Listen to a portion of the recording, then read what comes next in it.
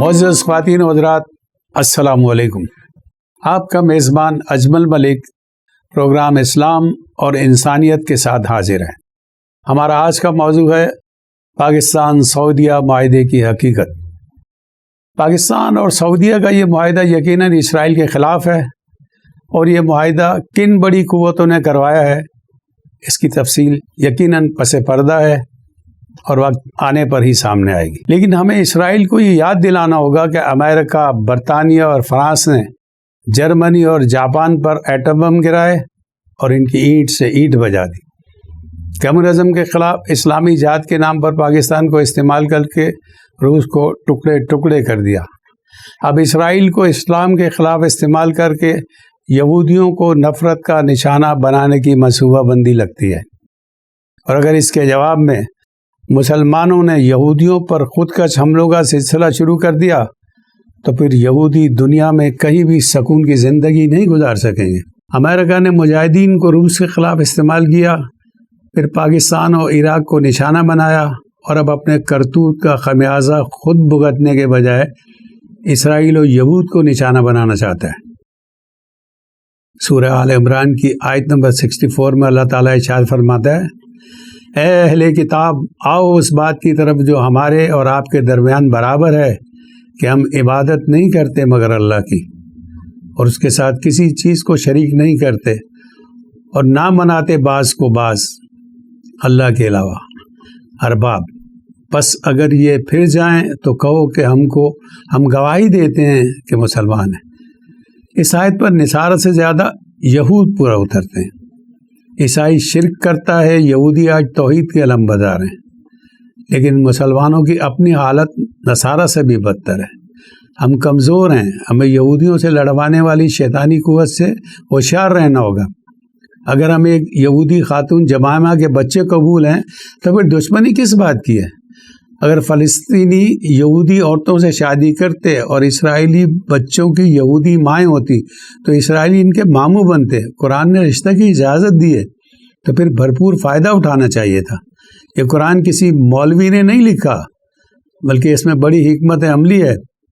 نفرتوں کی بنیاد پر دکانیں چلانے والے مذہبی طبقے کا اسلام سے کوئی تعلق نہیں، جو انسانوں سے نفرت کرتے ہیں اور شیطانی سود کو اسلامی کہتے ہیں، جس نے عالم انسانیت پر غربت و افلاس کی بدترین تباہی و بربادی کو پھیلا رکھا ہے۔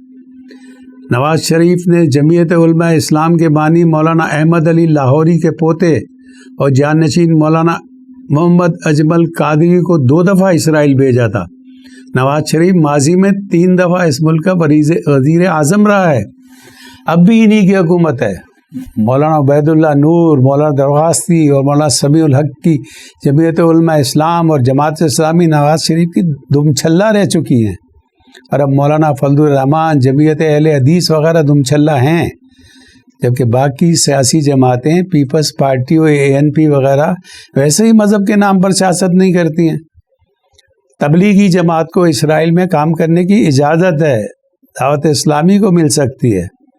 اگر جمعیت علماء اسلام، فضل الرحمان اور جماعت اسلامی کو اسرائیل میں کام کرنے کی اجازت ملے تو یہ بھی بھاگ جائیں گے، آگے بھی وہاں جائیں گے۔ مختلف ادوار میں پاکستان نے اسرائیل کے ساتھ خفیہ رابطے استوار کیے ہیں۔ معروف صحافی حامد میر کہتا ہے کہ عمران خان کے دور میں پاکستان اسرائیل کے ساتھ رابطے بحال کرنے کے در پہ تھا، اور اس بات سے واضح ہے کہ پاک فوج کے جنرل تھے، کوئی اور نہ تھا۔ ترکی، مصر اور دیگر عرب ممالک نے اسرائیل کے ساتھ تعلق رکھا ہے۔ ہمیں یہودی لڑکیوں کے ساتھ شادی کر کے قابل اولاد کی ضرورت ہے، کیونکہ ہماری نالائق قیادت نے ایک بہترین پاکستان کو اپنی نالائق اولاد کی بھینٹ چڑھا دیا ہے۔ ہمیں حضرت عیسیٰ اور حضرت مریم کے ساتھ بے پناہ عقیدت ہے، اسی لیے عیسائی دل و جان سے یہودیوں کے مقابلے میں مسلمانوں سے زیادہ محبت رکھتے ہیں۔ اس لیے مسلمانوں کا فرض ہے کہ وہ دنیا کے سامنے اسلام کی درست تصویر پیش کریں، اور اگر یہودی عیسائی خداؤں کے بارے میں انتہائی گھناؤنا عقیدہ رکھتے ہیں اور اس کی وجہ سے عیسائی انتقام کے در پہ ہیں تو مسلمان امریکہ اور برطانیہ وغیرہ کے اعلی کار نہ بنیں، کیونکہ اسلام نے ہی دنیا میں مذہبی آزادی اور جبر کے خلاف درست تصور پیش کیا تھا۔ لیکن آج مومن خود اس سے غافل ہو کر دوسری قوموں کا اعلی کار بنا ہوا ہے۔ ہماری نفرت یہود و نصارہ سے نہیں، سودی نظام سے ہے، جس نے نہ صرف ہمارے بلکہ پورے عالم انسانیت کی معاشی نظام کو تنگ دستی کی آخری حد تک پہنچا دیا ہے۔ اور ہمارا مذہبی طبقہ ایک طرف ان کے سودی نظام کو ہیلے سے اسلامی قرار دیتا ہے اور دوسری طرف دم اٹھا کر نفرت کی گندگی پھیلاتا ہے۔ آخر میں عرض ہے، مسلمان کسی اور کی سازش کا شکار ہو کر مظلوم فلسطینیوں کو ظالم اسرائیل کے رحم و کرم پر کسی صورت نہ چھوڑیں، بلکہ آگاہی مہم کے ذریعے اسلام کی انسانیت پوری دنیا پر واضح کر کے دنیا بھر کے عام یہودیوں اور نصارہ کو اپنے ساتھ ملائیں۔ قومیں دنیا میں حکمت اور تدبر کے ساتھ ترقی کرتی ہیں۔ اسلام تو ہر قدم پر حکمت اور دانش کی تعلیم دیتا ہے۔ مسلمانوں کو بھی چاہیے کہ وہ قرآن کے واضح احکامات اور نبی کی حکمت کو اپناتے ہوئے دنیا میں اپنا مقام بنائیں اور فلسطین کے اپنے مظلوم بھائیوں کا مسئلہ حکمت و دانائی سے حل کروائیں۔ یہی طریقہ ہے اس کا۔ السلام علیکم۔